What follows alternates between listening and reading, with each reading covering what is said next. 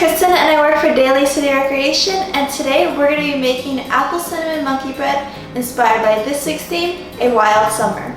So the ingredients you'll be needing are some refrigerated flaky biscuit dough, about a quarter cup of cinnamon sugar, a can of apple pie filling, about 2 tablespoons of butter, and then don't forget to preheat your oven to 350 degrees Fahrenheit and have a pan filled with foil cupcake liners, or you can also have a muffin tin filled with regular cupcake liners.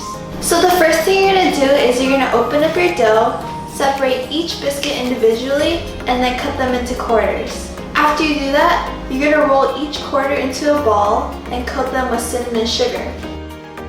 Once you do that, you can go ahead and place about 2 pieces of the dough into each cupcake liner, add some apple pie filling to the top, and then add another 2 pieces on top of that. When you're all done with that, you're going to go ahead and melt your butter in the microwave and drizzle it on top of each one. Then you're going to bake them for about 14 to 16 minutes. I hope you guys enjoyed making this monkey bread, and I'll see you next time!